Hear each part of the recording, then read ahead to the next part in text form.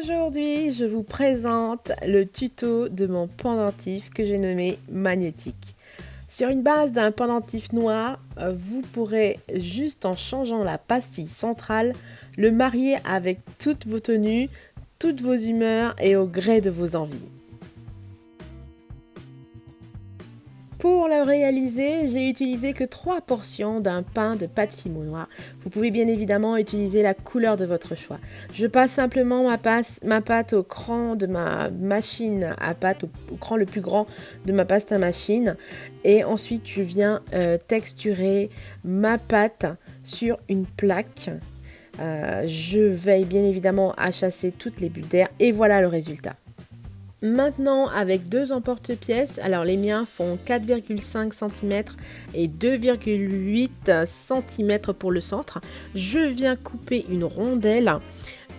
Pour bien centrer, je commence par le plus petit. Je retire ensuite le centre du cercle ainsi que le reste de la pâte et je passe en cuisson pendant 15 minutes, juste histoire de pré-cuire la pâte pour la manipuler ultérieurement sans la déformer. Vous l'avez compris, pour que les pastilles tiennent sans tomber, j'utilise des aimants très puissants. J'utilise aussi bien l'aimant que la plaque en métal avec laquelle ils sont vendus. Comme vous pouvez le voir, ils sont tout fins et très puissants.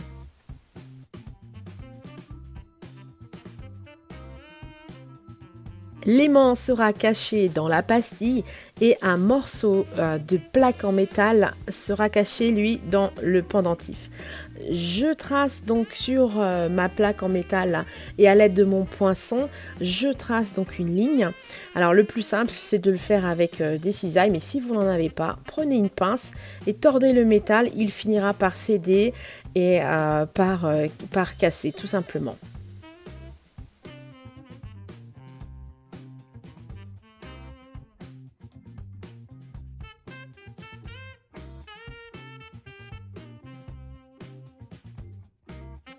Je m'assure à ce que la petite pièce de métal que je vais découper soit bien plate. Et maintenant, il est temps de s'occuper de la partie où elle sera cachée. Donc, je passe le reste de pâte au cran le plus large de ma pasta machine. Je viens l'appliquer sur ma plaque. Et pour éviter le gâchis, je retire l'excédent de pâte en formant un carré légèrement plus grand que l'emporte-pièce. Je pose la plaque de métal au centre et je passe le rouleau afin que tout soit à niveau. Un petit coup de fimo liquide que je viens étaler, je reprends les restes de pâte noire que je viens cette fois-ci passer au cran le plus fin de la pâte à machine. Il faut une épaisseur vraiment très fine, je peux même l'étirer légèrement à la main pour la rendre plus fine. Je la pose par-dessus en veillant à chasser les bulles. Je choisis un autre tapis de texture en silicone que je vais venir humidifier pour ne pas que ça adhère et je viens texturer le dessus. Ici, la texture est un peu trop prononcée à mon goût parce que je veux qu'il n'y ait pas trop d'espace entre la plaque de métal et l'aimant pour que la pastille soit bien aimantée, donc bien maintenue. Après avoir aplani un peu la surface, je viens justement révéler la texture avec ma poudre dorée de chez Fimo. Je ne fais que le centre. Ma rondelle est désormais pré-cuite, je peux la manipuler. Je viens appliquer de la Fimo liquide et je presse légèrement sur la plaque en veillant à ce que l'endroit où est cachée la plaque de métal soit au centre de la rondelle.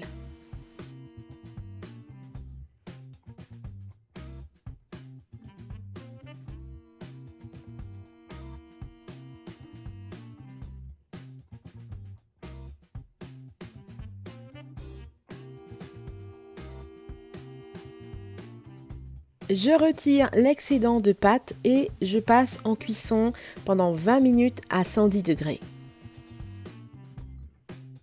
Pendant ce temps, je vais préparer les pastilles.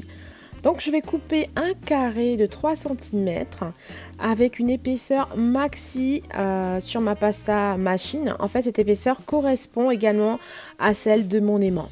En traçant les diagonales, je trouve le milieu, ce qui me permet, avec un petit emporte-pièce qui a le même diamètre que mon aimant, de couper le petit cercle au centre.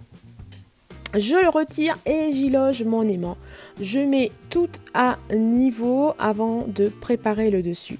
Pour le dessus, c'est simple, je peux utiliser ce que je veux. Ici, je vais en faire 3. Une avec une plaque scalpée, une avec une canne et enfin la dernière avec la technique des poudres F-Color. Je vous laisse regarder ça.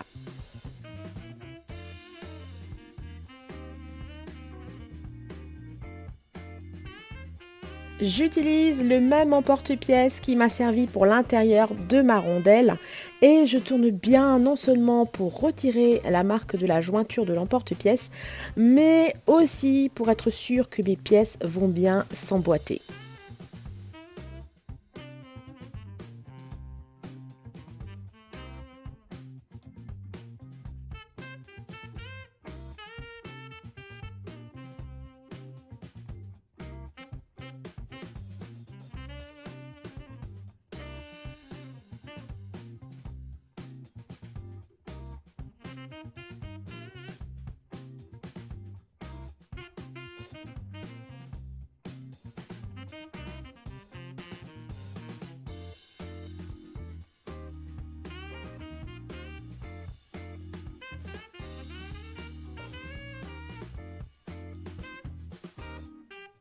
Pour la dernière pastille, je vais juste la recouvrir d'une fine pâte noire car j'ai l'intention, comme je le disais tout à l'heure, d'utiliser les poudres F-Color.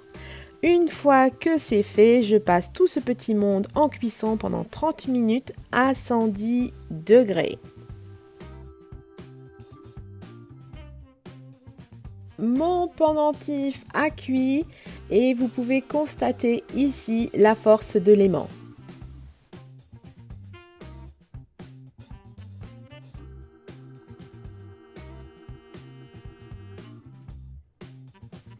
Voici comment je m'y prends pour poser la bélière et la semelle qui sera ensuite texturée avant une cuisson d'une demi-heure, une dernière cuisson d'une demi-heure à 110 degrés.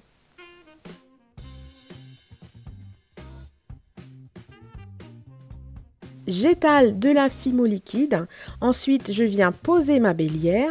J'ai préparé toujours avec mes chutes de pâte noire une fine couche de pâte avec laquelle je vais venir constituer la semelle de mon pendentif.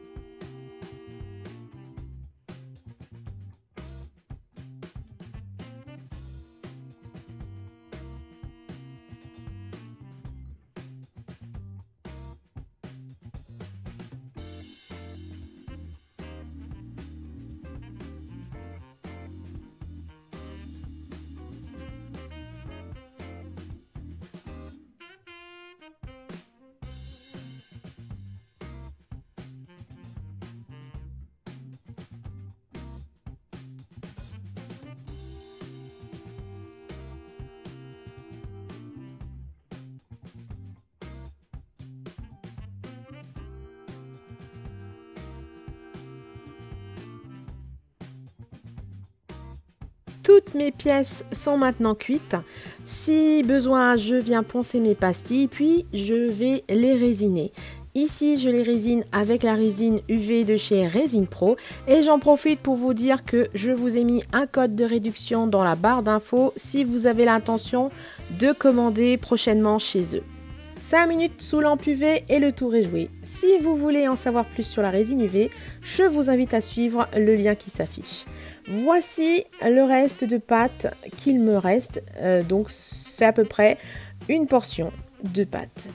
Donc je vais passer à la dernière pastille que je vais justement travailler avec les poudres F-Color. Et là encore, si vous désirez plus de détails, je vous invite à suivre le lien qui s'affiche. Après cuisson de la pastille, voilà à quoi elle ressemble.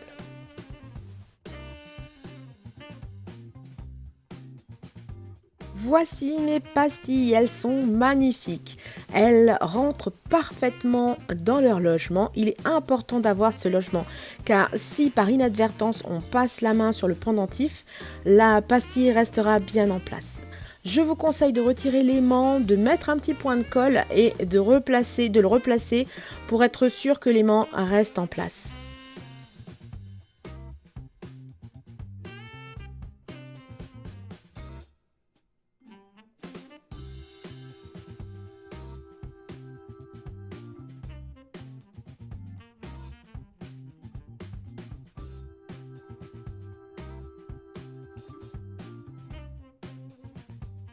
Je vernis maintenant uniquement que le centre du pendentif avec mon vernis Fimo que j'ai transvasé dans une petite bouteille de vernis à ongles.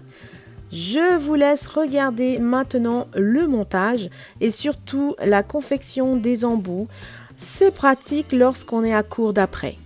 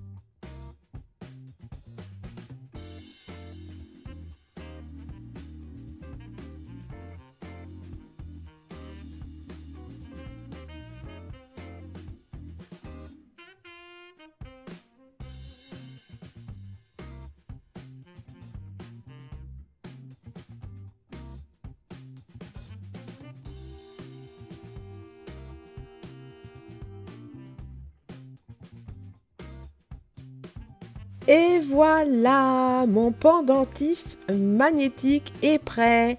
Il est léger et franchement très original.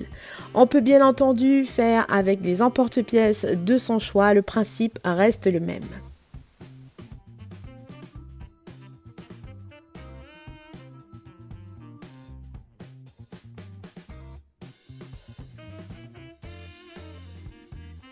Il peut bien évidemment être porté sans pastille et je m'amuse toujours autant avec la résine.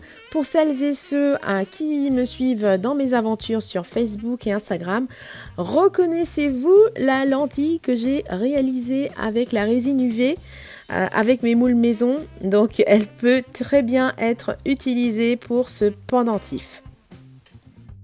Si vous avez apprécié ce tuto, n'hésitez pas à me le dire avec un pouce en l'air. Et si l'envie vous prend de le reproduire, je vous invite à me taguer ou à m'envoyer les photos de vos réalisations. Et si vous êtes d'accord, je les mettrai à l'honneur lors de ma prochaine vidéo. Vous trouverez prochainement dans ma boutique en ligne www.la-coquette.fr des pendentifs magnétiques ainsi que d'autres bijoux de la collection. J'ai une très bonne nouvelle pour vous. Désormais, chaque mois, je publierai un tuto bijoux Fimo et celui-ci sera à gagner lors d'un tirage au sort sur un live qui suivra. Donc, ce bijou est à gagner. Il vous suffit simplement de remplir le formulaire qui se trouve en barre d'infos. Vous avez jusqu'au samedi 24 mars 2018, 18 h pour m'envoyer votre participation. Sur ce, je vous remercie, je vous invite à vous abonner et pour ne plus rien manquer, ni mes vidéos, ni mes futurs tirages au sort, je vous envoie d'énormes bisous et je vous dis à très vite.